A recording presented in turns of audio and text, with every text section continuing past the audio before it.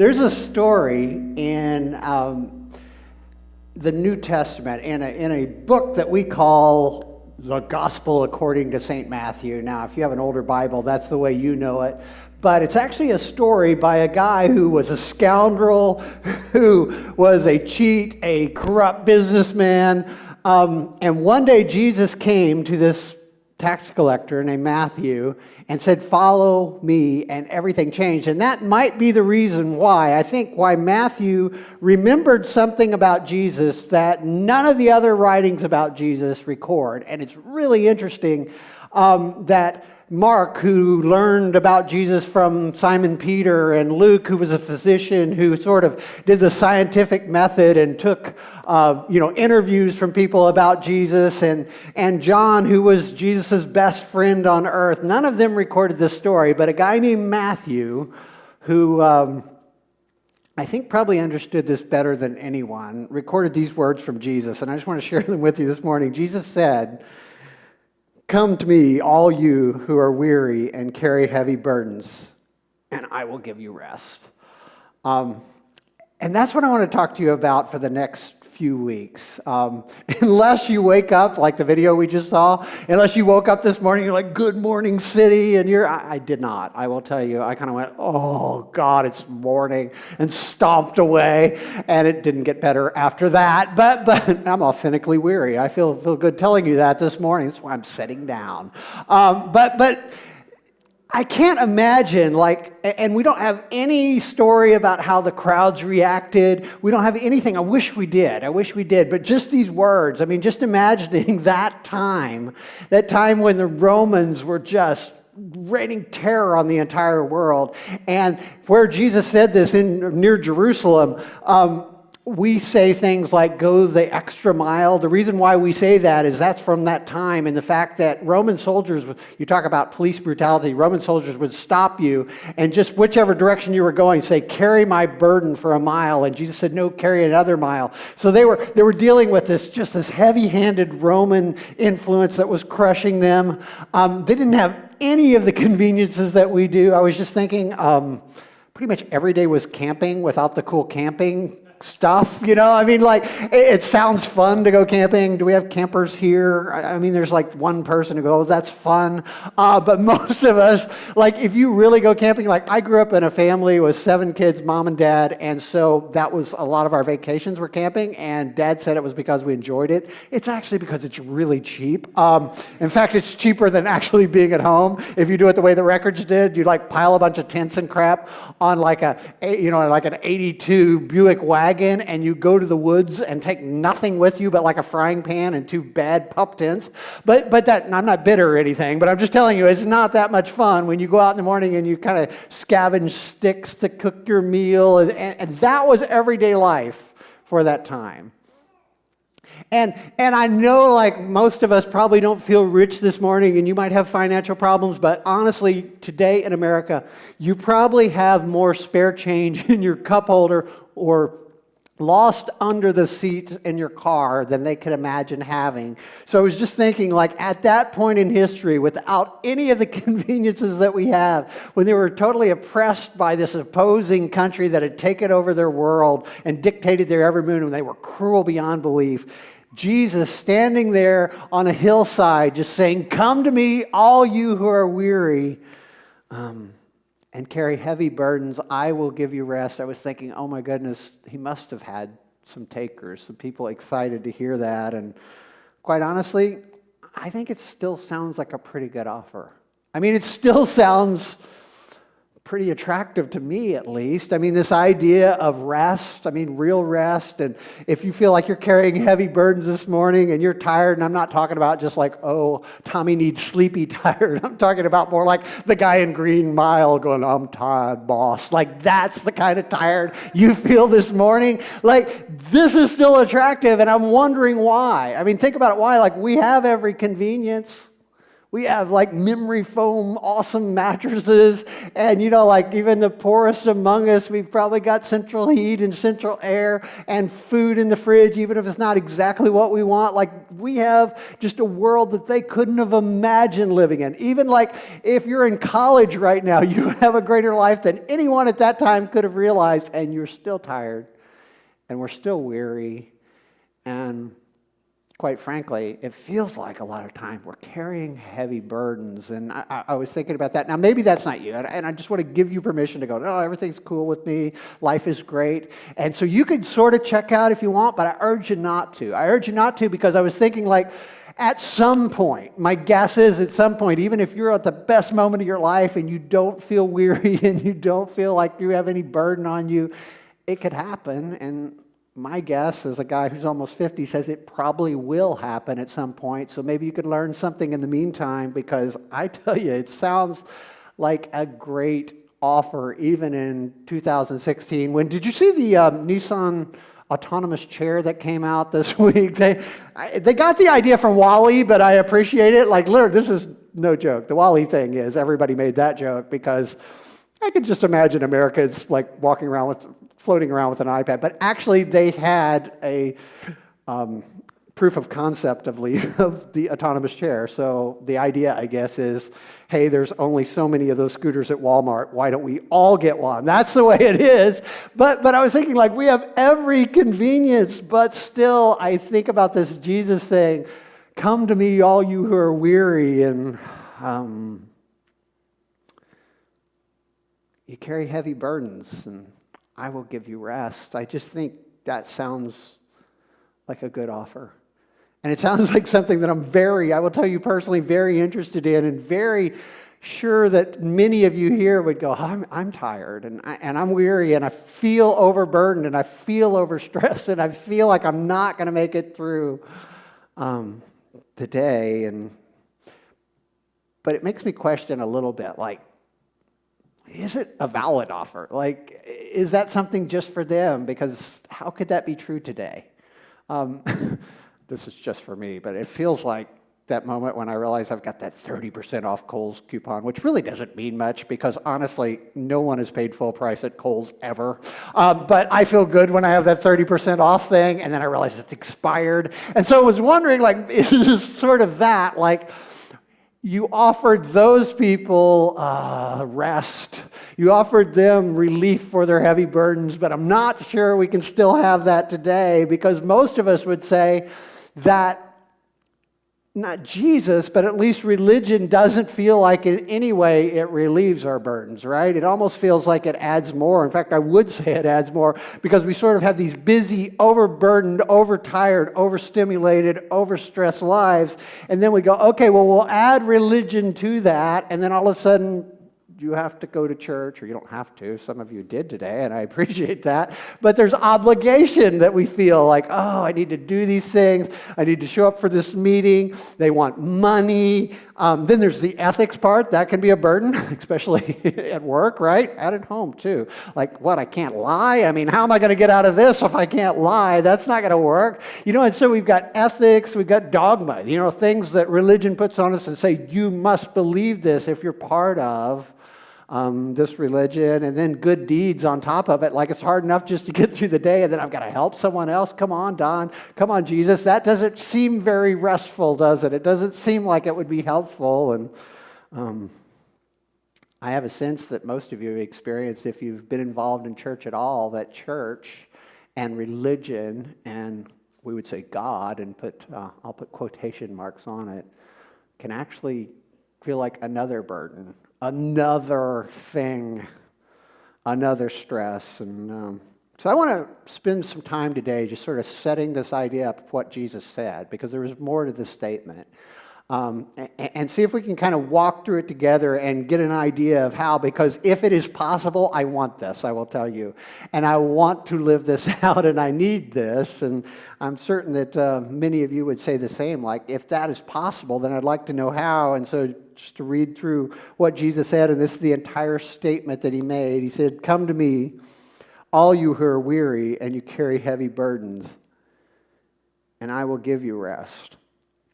Take my yoke upon you and let me teach you, because I'm humble and I'm gentle at heart, and you will find rest for your souls.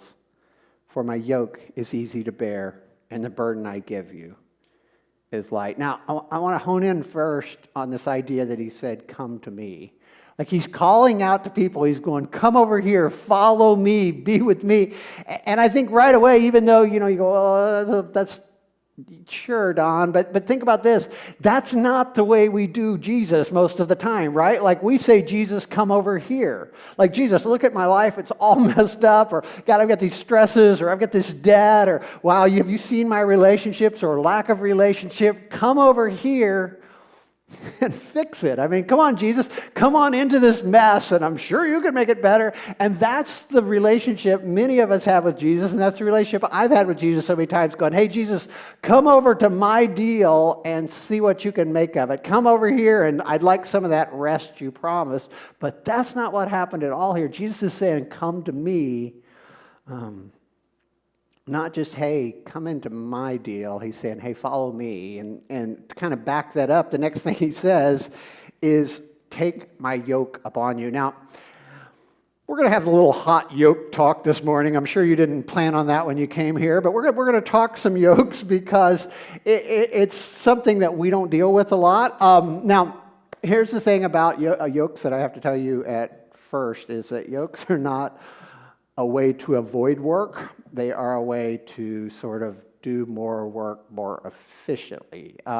So what Jesus did not say as well, and this will be disappointing to some of us because I would like Jesus to say, come on over to my autonomous Wally chair and ride along with me, and everything's going to be sweet, Like, that's not what Jesus is saying here at all. Like, just come on over to my autonomous chair, and once you get in this religion thing, everything's going to be great. You're never going to have to worry about work again. You're never going to feel overstressed. But that's not at all what he's saying. He's saying, take my yoke up on you. Now, here's the thing about yokes. There's sort of three ways of looking at this. I've done a little research, and I've heard this preached like three different ways. And so I'm going to tell you what everyone says who's smarter than me, and then I'm going to tell you why it doesn't matter. But that's what I usually do. But there's a couple ways of looking at this. Some people would say he's talking about the type of yoke, like you see the fine-looking gentleman with the two pails of, I don't know, maple syrup, I'm guessing. I just dream that that's maple syrup. That's what seems like what he'd be carrying. But you notice how he has a yoke on his shoulders. Now, you might go, well, that looks sort of barbaric, and I'm glad we don't have these anymore. But if you carry buckets all day long, that actually would be really super helpful. I carry paint buckets all the time, which is why my arms like now reach to my ankles the older I get. But maybe even if you're a CrossFit person, you do the farmer carry. And so instead of carrying, it's actually quite difficult to carry things like that because you got to tense up your shoulders. It pulls your neck. I get sore neck all the time from carrying buckets and things like that. And so the yoke was actually used to distribute the load of the weights. It wasn't always buckets, but whatever you were carrying would distribute the loads across the shoulders. It would relieve the arms. You're able to use your arm just to sort of steady the weight instead of carrying. So the yoke was a tool. It was actually something that would be very, very helpful to someone who had to carry heavy loads. And so quite possibly when they're hearing, hey, take my yoke upon you, I don't know, they were poor people. They might be like, oh, wouldn't that be awesome to have a yoke? I don't know. Like, they didn't seem to have a lot of resources, and this was some sort of tool that they would have. They could also make one out of a branch. But that idea of like, take my yoke upon you would be, here's a more efficient way of carrying your load. So that's one way of looking at it. I've heard it taught that way.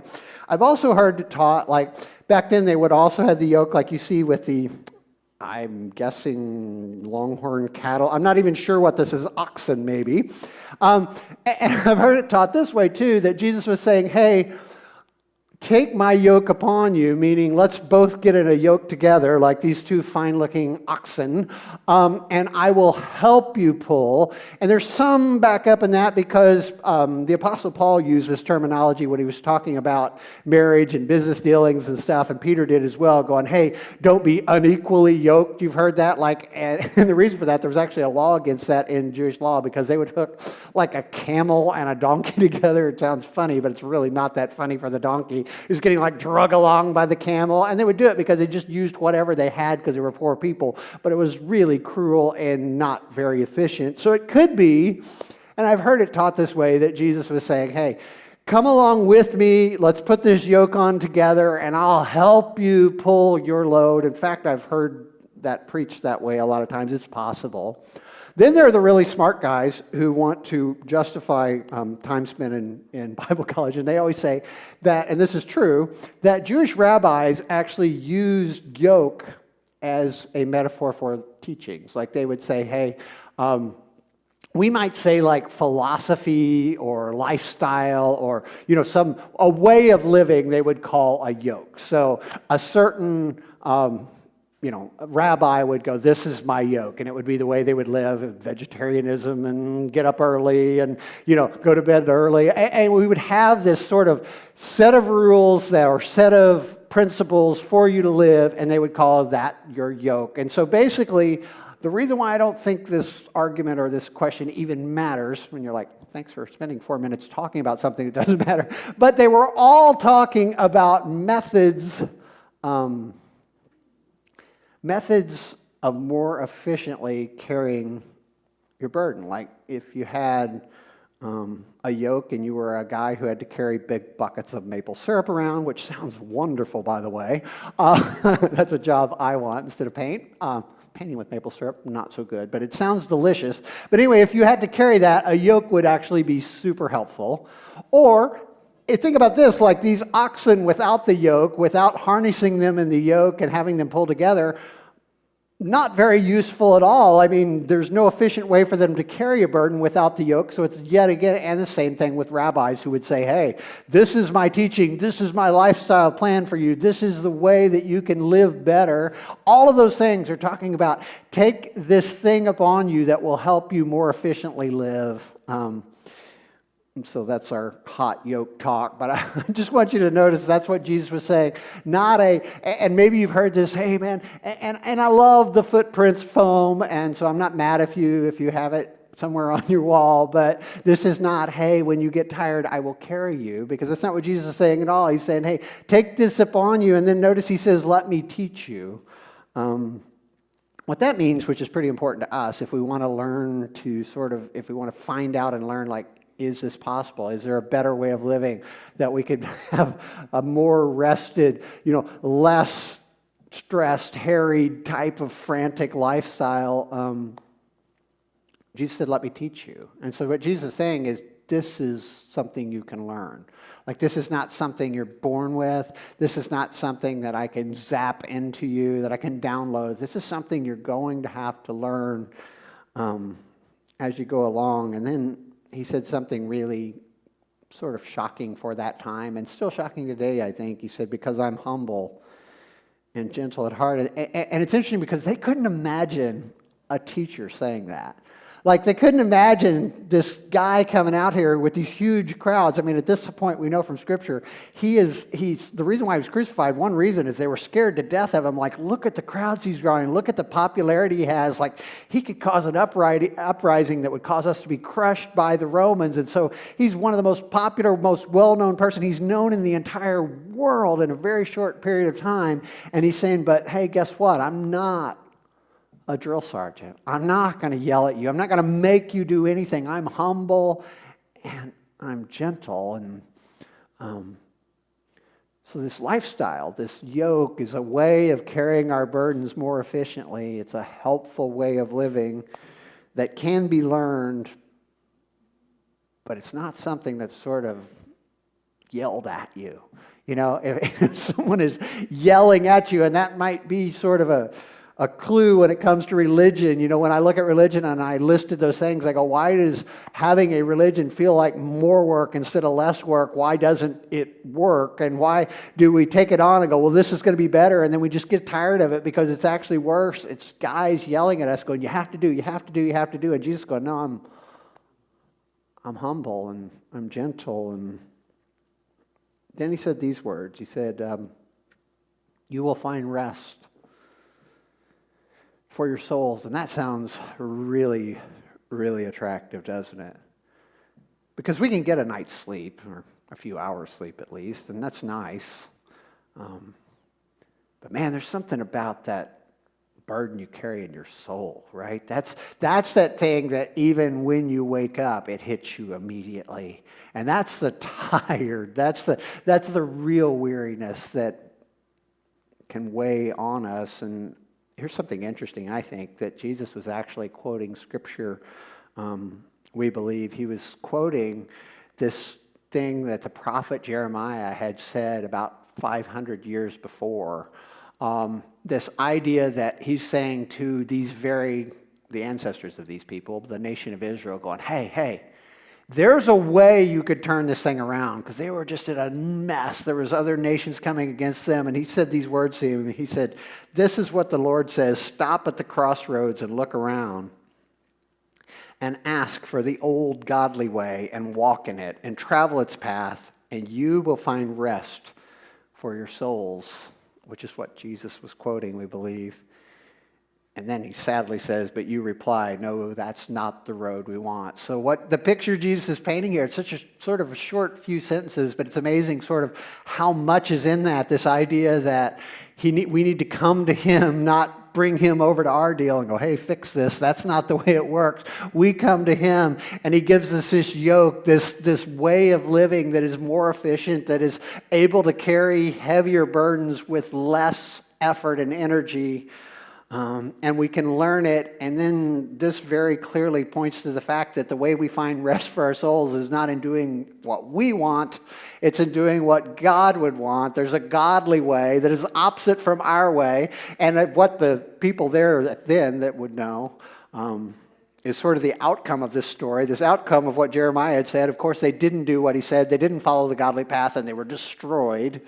And then Jesus says these final words about this yoke. If you're like, oh, kind of have that feeling like I do when I read that, going, oh, I don't need something else. I don't want to take on another burden. But he's saying, no, you don't understand, like this yoke I have for you, this lifestyle I have for you, this plan, this pattern of living, it's easy to bear. And my burden is light. See, Jesus is clearly not talking about adding extra stuff. And it's interesting because I realize from my life and from yours and just looking around at the world that so many times we go, well, this religion thing, I don't have the strength to deal with that. I don't want to live with all those extra rules. I don't want to live with that extra burden, the obligation, the dogma, the ethics. And we might not even admit it. We just go, that's not for me. And I think Jesus would totally agree with that. What Jesus is saying is, yeah, I get it. Like, why would you add any of that crap on? Because it's just going to make you more miserable. But he's going, but there is another way. And it's easy. And the burden I have is light. And here's the thing, folks. The thing about it is, it's not one of the choices. And one of the things I notice again and again is we go, well, I'm not doing that religious thing. That was just extra burden. But we go over and we pick up other burdens. We're going to talk about this next week. It's not like once we loose ourselves from religion or we loose ourselves from, I don't believe any of that, or I'm not going to follow that. It's not like our life becomes burden-free and easy. We just pick up new burdens because we're human.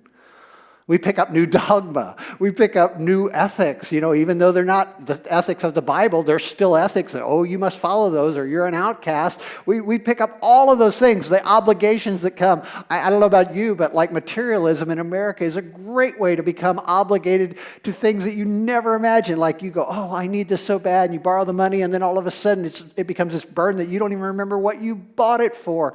And that happens to all of us. And so what Jesus is saying is, yeah, I know you don't want the burdens of all that religious stuff and the burdens of life, but I have a different way.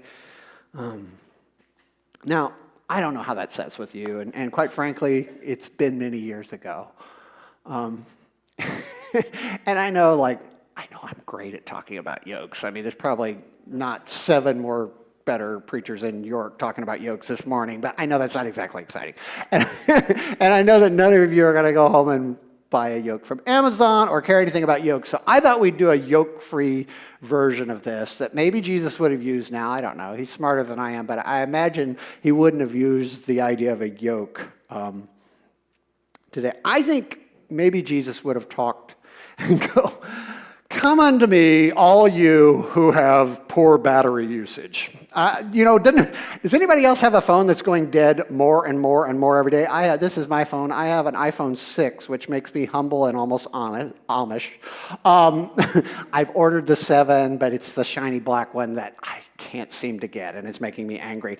But I still have the old phone at our house, and the battery usage is just getting ridiculous. It is at 37%, and I have not been on it hardly at all today, driving me out of my mind. And so it feels like a good metaphor for life. Like when you get that new phone, I don't know, I know we've got iPhone people and the little robot people here, but or maybe a couple flip phone people. When you first get that phone, no matter what it is, the battery seems to last forever. Everything's great, and then you start using it, and you start adding a few things on, right? Like you get a few apps, you get a few more things, and then all of a sudden you're like, I don't know if I'm going to make it through the day.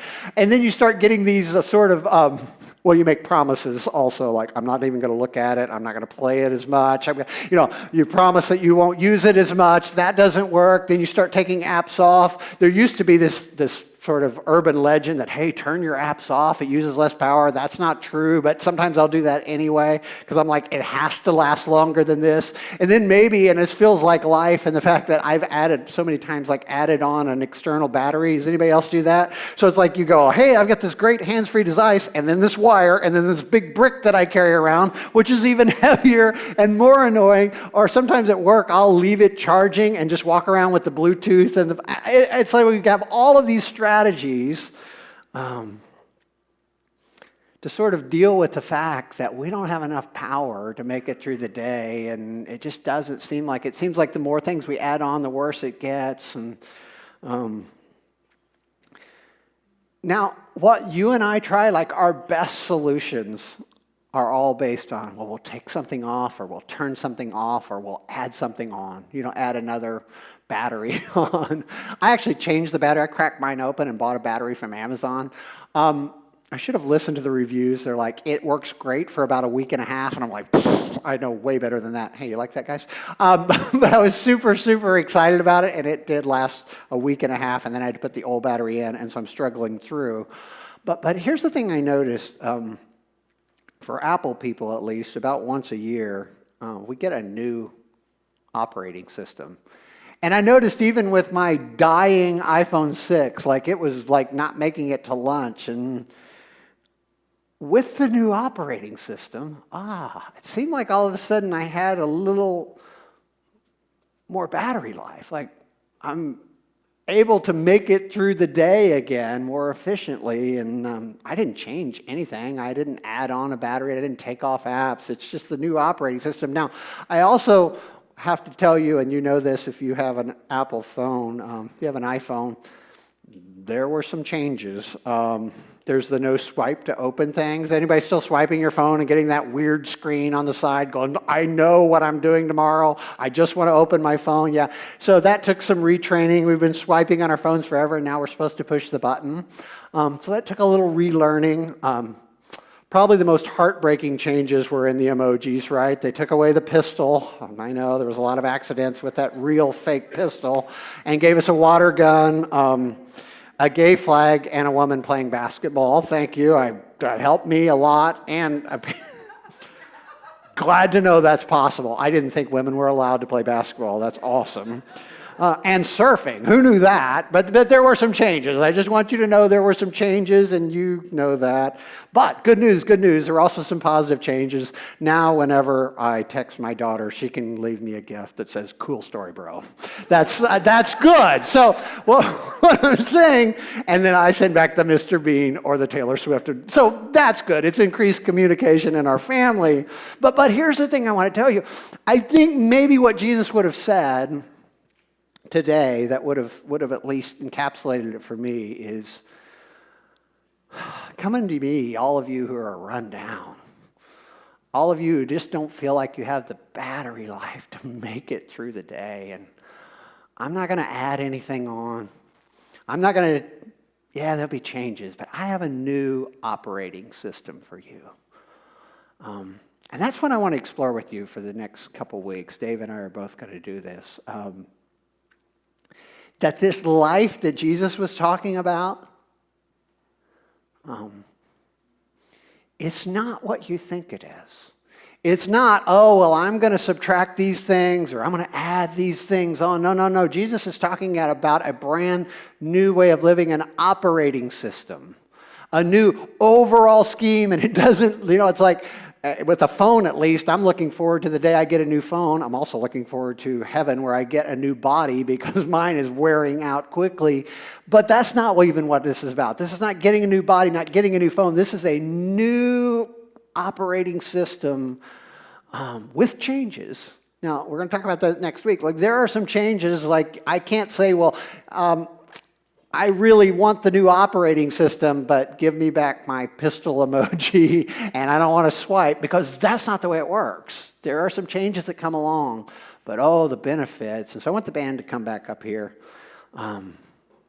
And I just want to pray with you, because I have a feeling I'm not the only one. I have a feeling that I'm not the only weary person, and not just because of the weather, or not just because of the election, or not just because of the climate, whatever it is, it's because life. And I believe that Jesus still today, this is a valid offer, that there is hope, that there is an operating system, a way of living that can change everything. And I just want to read this again and pray with you. And Jesus said, "Come to me, all of you who are weary and you carry heavy burdens, and I will give you rest. Take my yoke upon you and let me teach you, because I'm gentle, I'm humble, and I'm gentle at heart, and you will find rest for your souls. For my yoke, it's easy to bear, and the burden I give you is light." Let's pray. Dear Jesus, it's thousands of years after you said these words, but we're still weary, and we still feel like we carry heavy burdens. And God, we have every convenience, we have every advantage, we have every privilege, and it's still heavy, and it's still tiring, and it's still stressful. And so, God, we want to look to you. Look to the godly ways. It's so easy to say, hey, we want that rest. We want your help, but then not follow your ways. But God, I pray that you would be a relief to people today as we take that yoke upon us and we learn from you. And we're so grateful that you're humble and gentle and not screaming and yelling, but guiding us into better living. In your name we pray. Amen.